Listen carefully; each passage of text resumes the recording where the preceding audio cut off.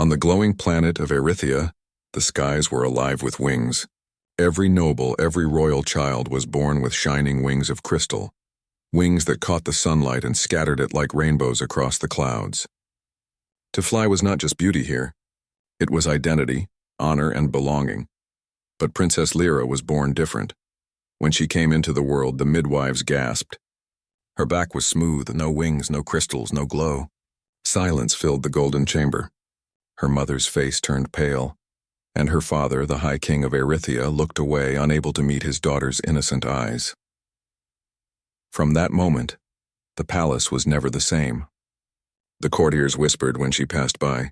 Servants bowed only because duty demanded it. Children of her age took to the air and laughed above her head, their shadows dancing on the palace marble while she could only stand below, watching them drift higher and higher until they disappeared into the clouds. Lyra grew up with the sound of wings all around her, the rustle, the beating, the freedom. It was both beautiful and cruel. She wanted to hate the sound, but she couldn't. She loved the sky too much. Every morning she climbed the highest balcony, her long white hair flowing in the wind, and she looked at the sun rising beyond the floating spires. She would stretch her arms wide, imagining what it might feel like to soar, to leave the cold palace walls behind, to be free. But no matter how she dreamed, she remained on the ground. Her father, the king, never spoke to her about it. He gave her everything, tutors, gardens, jewels, everything except the one thing she truly wanted. Her mother was gentle but distant. Some gifts, she once said softly, are not meant for everyone. But Lyra didn't believe that. Deep inside, she thought there had to be a way. Years passed. Lyra grew into a young woman, graceful, curious, and lonely. The people called her the grounded princess, not out of cruelty, but out of habit. Still she smiled. Still she watched the skies. Her chambers were filled with drawings of wings, sketches, shapes, designs made with ink and imagination. She studied how they moved, how they folded, how they caught the wind. Sometimes she'd sneak into the royal library and read about old inventors who tried to build things that could fly. Most had failed, but she loved those stories the most, the ones about dreamers who fell and still tried again. Then one night, everything changed. A storm tore across the upper sky, loud thunder shaking the floating towers, rain flashing like silver fire. The guard saw a streak of flame in the clouds, something crashing through the atmosphere. A strange object, burning, spinning, falling fast, before it vanished beyond the horizon. By morning, word spread through the capital. An object from beyond the stars had fallen on Erythia. Curious, Lyra disguised herself in a simple cloak and left the palace secretly. She followed the trail of broken crystal trees until she found it, a wrecked vessel, half buried in glowing sand. It wasn't like any Erythian craft she had ever seen. It was smaller, rougher, and made of metal, not crystal. Smoke rose from its torn hull. She approached carefully, her heart pounding. Then she heard a sound, a cough, weak but human. Inside, lying among twisted beams, was a man. His clothes were burned, his face pale under streaks of dirt. His eyes fluttered open, confused but alert. Lyra froze. She had seen images of off-worlders in old scrolls, but never one in real life. The stranger looked different from her kind. No wings, no glow, no patterns on his skin. "You're hurt," she said, stepping closer. He blinked, trying to focus. "Who are you?" His voice was rough but gentle. "I am Lyra," she said quietly. "And you've fallen from the sky." He gave a faint smile. "Guess I wasn't meant to fly," Lyra almost laughed. Almost. There was something in his eyes, a tired kindness that drew her in. She helped him out of the wreck, careful not to touch the sharp edges. He winced but stood leaning on her for balance. "I'm Ethan," he said after a pause. "Engineer. From Earth." "Earth?" she repeated, tasting the word like it was strange fruit. He nodded weakly. "A planet. Very far away." She looked up at the sky, still glowing faintly from the storm. "Then you must have flown across the stars." Ethan gave a small shrug. "More like crashed across them." For the first time in a long while, Lyra smiled. Not the polite practice smile of a princess, but a real one. Something about this human felt different. He didn't stare at her like others did. He didn't bow awkwardly or whisper behind her back. She helped him walk toward the shelter of a cave where they could rest from the heat. As she lit a small fire using her crystal lamp, Ethan watched the light dance across the stone walls. "You can make light like that?" he asked.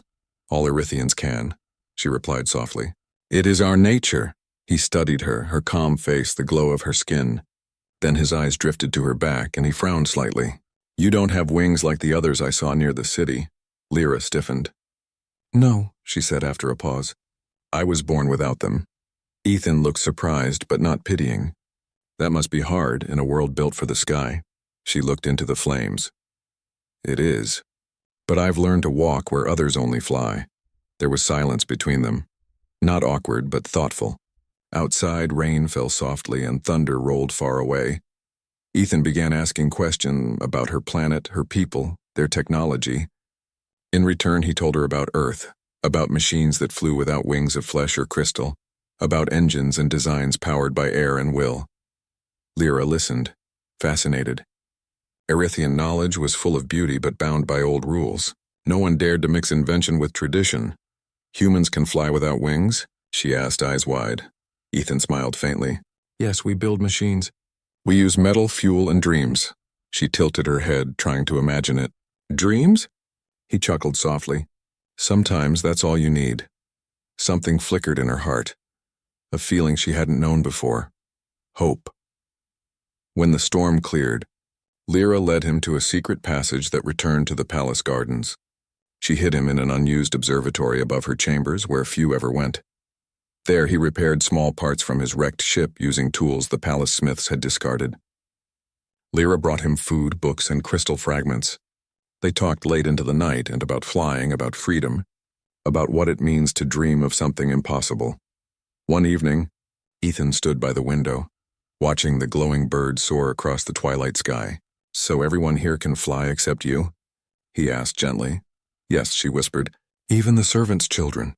He nodded slowly. "Then maybe it's time someone builds wings of their own." She looked at him, startled. "You mean me?" He smiled. "Why not? On Earth, we build what we lack. We don't wait for nature to give it." Lyra felt her heart pound. The idea sounded impossible, but in his eyes it didn't seem so. For the first time, someone didn't treat her difference as a curse. "You would help me?" she asked softly. Ethan nodded. "If you'll help me understand this world, its crystals, its metals, its skies, together we might make something new." The princess stared at him for a long moment, then smiled. "Then let's begin." That night, as the twin moons rose above Erythia, their pale light filled the observatory. Two figures stood over a table covered with strange blueprints. A wingless princess and a human engineer, united by a single dream. Outside, the wind howled across the floating towers, carrying the faint sound of laughter, her laughter, for the first time in years. And far below, in the still gardens of the palace, an old servant whispered, "The grounded princess is smiling again." No one yet knew that her smile marked the beginning of something greater, a dream that would change their world forever. Days passed quietly in the palace observatory. The once abandoned tower was now alive again, filled with faint light, soft sounds of tools, and the quiet rhythm of two souls working together. Princess Lyra had never known work like this before. She had spent most of her life reading, studying, and walking the gardens, but now her hands were covered with dust and streaks of oil. She didn't mind it. Every stain was proof that she was building something that mattered. Ethan, the human engineer, had turned the observatory into a workshop. He used broken parts from his wrecked ship, scraps of Erythian metal, and crystal fragments that Lyra secretly brought him from the palace storerooms. He worked with deep focus, sometimes forgetting to eat or rest. His eyes were sharp and his hands steady even when tired. Lyra often watched him quietly, amazed by how he turned ideas into shape, sketches into small models that fluttered, glided, or sometimes fell apart. One evening, while Ethan was drawing a design on a glowing board, Lyra leaned closer, her eyes wide with curiosity. "You really think wings can be built?" she asked softly. Ethan smiled without looking up. "If your people can build cities that float in the sky, then I can build wings for one princess." She blushed a little but kept her voice calm. "No one has ever done it before. That's what makes it worth trying," he said simply. Lyra looked at the drawing in a strange mix of human and alien design. Metal bones, powered joints, feathers made of thin crystal plates. It looked both beautiful and impossible. She whispered, "If my father finds out, he will be angry." Ethan stopped for a moment, then looked at her with a small grin. "Then we better make them work before he finds out." Every day they worked in secret. Lyra used her royal access to bring materials, light alloys, energy cores, and ancient crystals from the temple storerooms. Ethan analyzed everything, often sitting for hours with a small lamp, testing how the materials reacted to movement, heat, and power. At first, nothing worked. Their first model of the wings was too heavy. It couldn't even lift an empty frame. The second melted under the crystal energy. The third broke apart after a few seconds of movement. Lyra sighed after the third failure. "Maybe it's not meant to be," she said, sitting on the floor beside the broken pieces. Ethan picked up a shard of the wing, turning it in his hand. "Where I come from," he said, "failure just means you're closer to success." She looked at him curiously. "On your world, people fail often." He laughed softly. "Every day. But that's how we learn." Lyra smiled faintly. Then perhaps Erythians could learn from humans. From that moment, she refused to give up. They rebuilt, redesigned, tested again. Sometimes they laughed at their mistakes. Sometimes they sat in silence thinking, but every night they grew a little closer. Not just to flight, but to understanding each other. One afternoon, Ethan climbed to the top of the observatory to study the sky currents. The wind whipped through his short hair as he looked out across the golden city. Lyra joined him, her long white gown fluttering. From here, the floating spires of Erythia looked like jewels suspended in air. "It's beautiful," Ethan said softly. "Your world looks like a dream," Lyra smiled. "It is a dream for those who can fly. For me, it has always been a cage." Ethan turned to her. "You really want this, don't you?" She nodded. "I don't want to rule or be worshipped. I only want to touch the sky once, just once, with my own wings." He looked at her and something stirred inside him. He saw not a royal or a stranger, but a soul who wanted the same thing all humans did: freedom. He held out his hand. "Then we'll make it happen." She hesitated, then took his hand. It was rough and warm, the hand of someone who built things rather than commanded them. Weeks turned into months. Ethan taught her about balance, weight, and mechanical movement. He explained that real wings were not just for beauty. They were machines of perfect harmony between air and motion. Lyra, in turn, taught him about crystal resonance, the living energy of her world that could store light, heat, and motion. Together they discovered that when human technology met Erythian crystals, something extraordinary happened. They built a new model, a frame shaped like curved feathers, powered by a small crystal core and balanced by metal arms. It looked fragile but shimmered with power. When Ethan tested the small prototype by throwing it from the balcony, it glided smoothly through the air before landing softly in the garden. Lyra gasped. "It worked," Ethan grinned. "A small step for science, and a giant leap for royalty." She laughed, and for the first time, her laughter sounded like music in the old tower, but not everyone was blind to what was happening. The palace guards had noticed the princess spending more time in the observatory. Servants whispered about strange lights and sounds coming from the tower. Some claimed they saw her sneaking in with strange objects hidden under her cloak. One night, a senior advisor named Maroth followed her. He saw the glow of metal and crystal through the window, and a human working beside her. His eyes widened in shock. "A human," he whispered, "and forbidden machines." He left quietly but planned to tell the High Council. The next morning, Ethan and Lyra were unaware of the danger. They were busy preparing their next test. This time they had built a small harness shaped to her back, made of silver threads and living crystal feathers. Ethan helped her adjust it carefully. "It's only a glider," he said. "It won't lift you yet, but it'll teach us balance." Lyra nodded nervously. "I'm ready." They moved to the edge of the observatory balcony. Below them, the wind roared, carrying the scent of the clouds. Ethan checked the harness one last time. "If you lean forward and spread your arms, it will catch the air. Don't panic. Trust it." Lyra took a deep breath. Her heart pounded. She had never been this close to the edge, never dared to look down at the endless sky below. Then she stepped forward. For a brief moment, gravity took her. The wind rushed around her, pulling at her hair and dress. She wanted to scream, but then the glider caught the air. The wings spread wide, shimmering in sunlight, and she began to glide. Not fall, glide. Her eyes widened in wonder. She wasn't flying yet, but she wasn't falling either. Ethan leaned over the balcony, shouting, "You're doing it, Lyra. You're gliding!" She laughed, a sound full of joy and disbelief. "I'm flying!" she shouted back, though her flight was short and ended softly in a cloud field below. Ethan rushed down to meet her, running through the golden paths of the lower garden. She was sitting in the grass, breathless and smiling. Wings folded behind her. "You did it," he said, kneeling beside her. "We did it," she corrected. That night, they celebrated with laughter, small lights, and shared stories. Ethan told her about Earth's sky, how humans once dreamed of flying, how they built planes and rockets from nothing but imagination.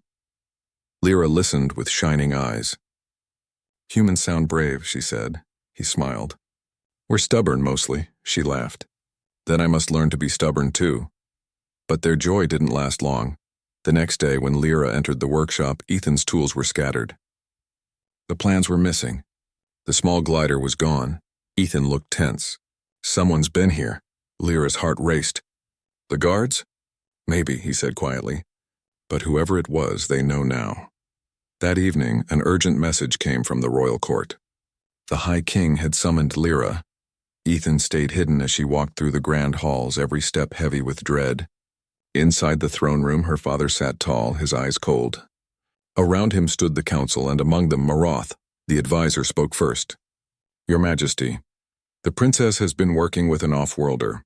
They are building forbidden devices that mimic divine wings." Gasps filled the chamber. The king's voice was sharp. "Is it true, Lyra?" She hesitated, then raised her head proudly.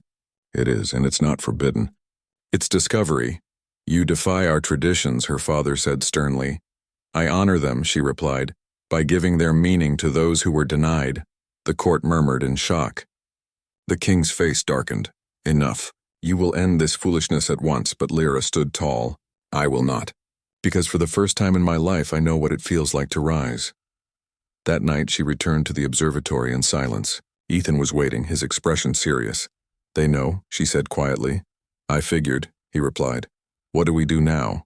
He looked at her for a long time, then said, "We finish what we started." The wind howled outside, shaking the glass windows. But Lyra felt calm. She looked at the stars and whispered, "Then we build wings that no one can destroy."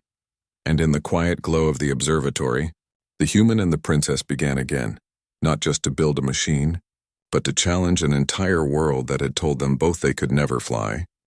The palace of Erythia, once a place of peace, now felt like a cage. Guards patrolled the corridors more often. Servants whispered and avoided Princess Lyra. Word of her rebellion had spread like wildfire through the royal halls.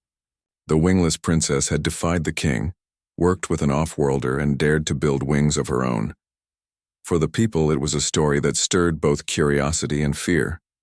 For the king, it was a challenge to the old ways. For Lyra, it was a point of no return. That night, she stood by the observatory window, looking at the twin moons hanging low over the horizon. The city lights shimmered across the floating platforms below, but her thoughts were far away, on the dream that had brought her here. Ethan entered quietly, carrying a small case filled with new tools. His eyes were tired but determined. "They'll come soon," he said softly. "We don't have much time." Lyra turned toward him, her face calm but sad. "My father will never understand. To him the sky is sacred, something only the chosen should touch." Ethan placed the case on the table. "Where I come from, we learned that nothing belongs to the chosen. The sky is for everyone who dares to reach it." Lyra looked at him for a long time, then nodded slowly. "Then we must finish the wings before they stop us." They worked through the night. Ethan used every scrap of material left from his ship, tiny circuits, metallic fibers, and nanocores that once powered his engines. Lyra brought the rarest crystals from the royal vault, crystals that responded to life energy and could bend light. Together, they built something unlike anything seen on Erythia, wings that were both living and mechanical. soft as feathers but strong as steel. When Lyra touched them, the crystals shimmered and responded to her heartbeat. Ethan smiled faintly. "They're listening to you. That's good." Lyra stared at the half-finished wings, awe in her eyes. "They feel alive." "They are," Ethan said, "because they were made with your world's energy and my world's hands." It was nearly dawn when the sound of boots echoed in the corridor. Guards. Many of them. Ethan looked up sharply. "They've found us." Lyra's breath quickened. "They'll take you away," she whispered. He checked the wings quickly, then turned to her. "We can't fight them. We have to leave. But where?" Ethan looked toward the mountains in the distance, jagged peaks that rose above the clouds known as the storm peaks. "There. The lightning fields. No one will follow us into that storm." Lyra hesitated for only a second before nodding. "Then we go." They slipped through the side passages of the palace, moving silently through gardens and narrow bridges. The morning wind carried the sound of alarms from far behind them. Guards had discovered the empty observatory. When they reached the edge of the lower platform, Ethan activated a small glider, a simple one they had tested earlier. It was barely big enough for two, but it would do. Lyra looked back at the palace and the only home she'd ever known, then at Ethan. "Are you sure it will hold us?" He gave her a tired grin. "We've survived worse." They leapt. The wind roared around them as the glider caught the air. Clouds rushed past. Lightning flickered far below, and for a moment Lyra felt free, even as they were running for their lives. By the time the palace guards reached the edge, the glider was a tiny shadow lost in the mist. Hours later, they landed near the base of the storm peaks. The air was thin here, and lightning flashed across the skies in endless streaks of white and blue. The mountains hummed with power, the same energy that Erythians used to power their floating cities. Lyra wrapped her cloak tightly around her shoulders. "It's so quiet," she said softly. "No one lives here." Ethan looked up at the glowing clouds above. "That's why it's perfect. We can finish what we started." They built a small shelter in a cave halfway up the mountain. Inside, they lit a crystal lamp that glowed gently against the stone walls. Outside, the storm sang like 1,000 drums. For days they worked. Ethan tested the circuits, adjusting the joints and energy balance. Lyra learned to move with the wings, practicing each motion carefully, spreading, folding, gliding in short bursts of wind. The storms outside became their rhythm, thunder marking each success, lightning lighting their nights. Sometimes Lyra would pause and look at the horizon. "Do you ever miss your world?" she asked. Ethan smiled faintly. "Every day. But sometimes leaving it was the best way to find what I was looking for." "And what was that?" she asked curiously. He met her gaze and said simply, "Something worth building for." Lyra felt her heart flutter. She didn't know what to say, so she turned back to her work, hiding her small smile. One night, while the storm raged louder than ever, Ethan made the final connection. The wings came alive with light, glowing lines tracing the curves of each feather. "They're ready," he said softly. Lyra stood before the glowing wings, unable to breathe for a moment. "They're beautiful," she whispered. He nodded. "They're yours." He helped her attach the harness to her back. The wings folded gently, settling like a second skin. She could feel them, the hum of energy, the pulse matching her heartbeat. "I can feel them," she said in wonder. "Good," Ethan said. "Now trust them." They stepped outside into the open edge of the mountain. The wind howled fiercely, lightning cracking across the sky. Lyra hesitated at the cliff's edge. "What if I fall?" Ethan placed a hand on her shoulder. "Then I'll catch you." She turned to him, eyes shining. "You promise?" He smiled. "Always." For a long moment they stood there, the storm painting silver light across their faces. Then Lyra took a deep breath, spread her wings, and stepped off the cliff. The wind roared, wild, powerful, alive. At first, the force pushed her downward. The wings trembled. Then they opened wide, catching the storm's current, glowing brighter than the lightning around them. And suddenly she wasn't falling anymore. She was flying. The storm carried her upward, the wind wrapping around her like a friend she had waited her whole life to meet. The wings moved as if they were part of her, bending, tilting, gliding. Lyra laughed, a sound full of joy and disbelief. The thunder answered like applause. Ethan watched from the cliff, shielding his eyes from the rain. He had seen many machines fly in his lifetime, but nothing like this. This wasn't just flight, it was freedom. "Go, Lyra," he whispered. "Show them." She soared higher, spinning through the lightning like a dancer of light. Her wings shimmered with silver fire, leaving trails that sparkled across the sky. Below her, the mountain peaks glowed in reflection. For the first time in her life, she wasn't the grounded princess. She was the first of her kind, the wingless one who had learned to fly. When she finally returned, her feet touched the ground softly. She looked at Ethan, her face glowing with happiness. "I did it," she said breathlessly. Ethan smiled, his eyes bright despite the rain. "No," he said. "We did it." Lyra stepped closer, her expression full of gratitude. "You gave me wings." Ethan shook his head. "No, princess. You already had wings. You just needed a way to use them." They stood there under the storm, the wind wrapping around them, the lightning lighting their path. Far away in the capital of Erythia, the people woke to strange lights in the sky, bright trails that moved like wings made of starlight. Some thought it was a sign from the gods. Others whispered that it was the princess herself, rising into the heavens.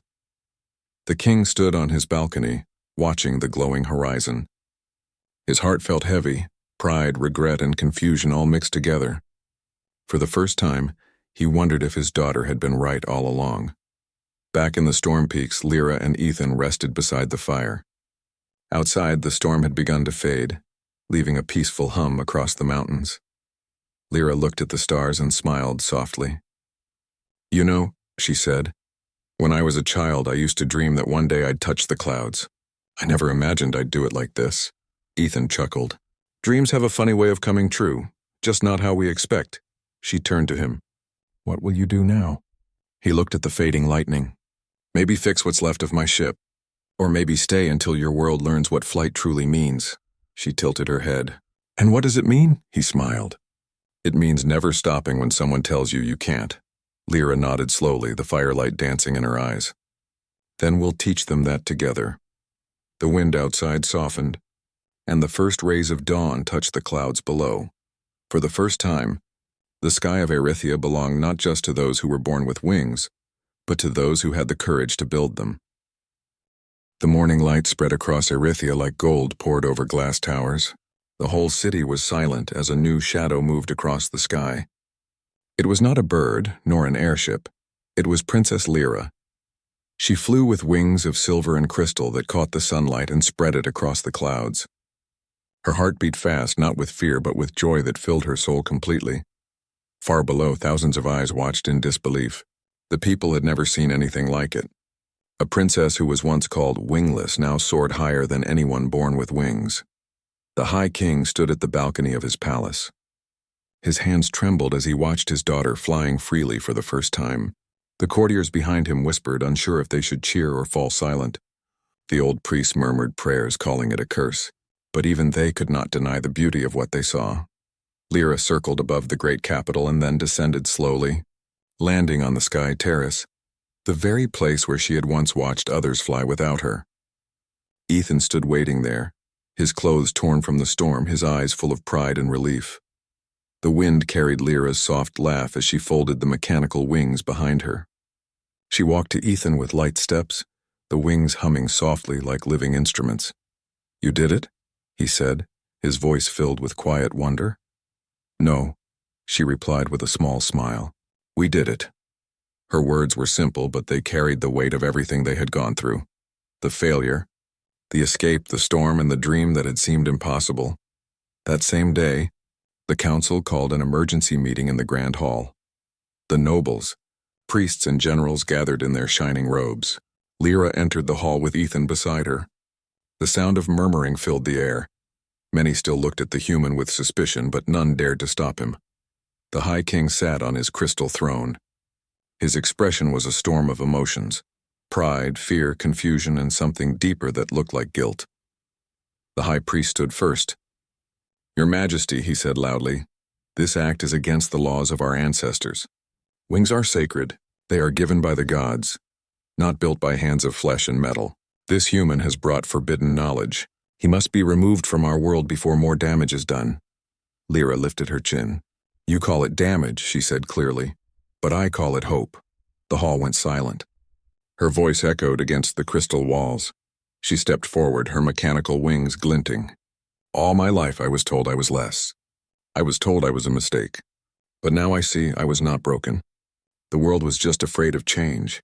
This man didn't give me wings to defy your gods. He gave me wings because he believed I deserved the sky too. The High King looked at her, struggling to find words. Lyra, you could bring war upon us. The people will be divided. Lyra shook her head gently. They are already divided. Between those who fly and those who only dream. I just showed them that dreams can rise too. Her words struck the hall like lightning. Some nobles lowered their heads, ashamed. Others glared with anger. But the people outside, who had gathered around the palace, began to cheer. The sound grew louder, spreading through the streets like a wave. Ethan looked through the tall glass wall and saw the people's faces. Old, young, rich, poor, all looking up at the sky where she had flown. He whispered, "You've changed them." Lyra smiled faintly. No, they were ready to change. They just needed someone to show them it was possible. But not everyone accepted peace. That night, the high priest gathered his followers in secret. They wore dark robes and carried fire torches. The wingless one has defied the gods, he said coldly. Her wings are an insult to our faith. Destroy the machine. Destroy the human who made it. They marched toward the royal workshop where Ethan and Lyra had built everything. The flames flickered against the walls as they entered. But Lyra and Ethan were already there, waiting. Lyra stood tall, her wings open wide, glowing faintly in the dark. You fear what you don't understand, she said calmly. But this isn't evil. It's creation. It's progress. The priest raised his staff. You will burn with your heresy. Before he could strike, the High King himself appeared, flanked by guards. Enough! His voice thundered through the hall. I was blind once. I let fear rule me. But not anymore. If my daughter's wings are a crime, then I am guilty too, because I was the one who taught her to dream. The priest's followers fell silent. No one dared defy the king's words. Slowly they lowered their torches. The flames went out one by one. Lyra looked at her father, her eyes softening. He walked to her and placed a trembling hand on her shoulder. Forgive me, child, he said quietly. You were never meant to crawl among clouds. You were meant to soar beyond them. She smiled, tears shining in her eyes. Thank you, Father. The next morning, the people of Erythia gathered in the grand square. For the first time, humans and aliens stood together side by side. Ethan and Lyra stood on the sky bridge looking down at them. Ethan whispered, You don't need me now. They'll follow you. Lyra shook her head gently. You're wrong. They'll follow us, because your hands built what their hearts needed. With a graceful leap, she took flight again. This time with thousands watching, not with fear, but with wonder. The sunlight caught her wings and scattered colors across the city.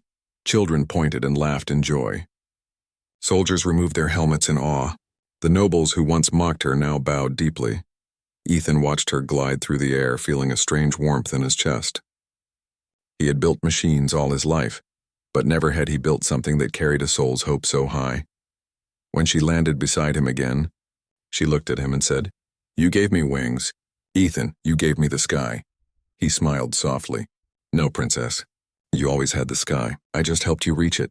Years passed. Erythia changed forever. Humans and Erythians worked together, building new wonders. Children were taught that wings could be born or built, because what mattered most was not how one rose, but that one dared to rise at all. Statues were built of Lyra, the wingless princess who flew. But she always said the same thing whenever people praised her. Don't thank me. Thank the human who looked at me and saw possibility. As for Ethan, he stayed by her side, helping her people learn human science and art. He never wanted power or fame. He only wanted to see the world rise higher. One quiet evening, they stood on the same sky terrace where it all began. The twin suns sank below the horizon, painting the clouds orange and gold. The air was calm, and the faint hum of her wings filled the silence. Lyra looked at him and said softly, Do you ever miss Earth? He smiled faintly. Sometimes. But then I look up and see you flying, and I think, maybe this is home now. She turned to the horizon, her eyes shining. You changed our world, Ethan. He shook his head. No, we changed it. Together. The wind picked up, brushing against their faces. Lyra opened her wings, the light catching on every feather of metal and crystal. "Come on," she said, offering her hand. "Let's fly one more time." Ethan laughed quietly, taking her hand. "You know I can't fly," she smiled. "Then hold on tight." The wings opened wide, and together they lifted off the terrace, rising into the glowing sky. The world below watched as two figures, one human, one alien, disappeared into the clouds side by side. And from that day on, Erythia remembered one truth that would never fade. The sky does not belong to those born with wings. It belongs to those who dare to build them.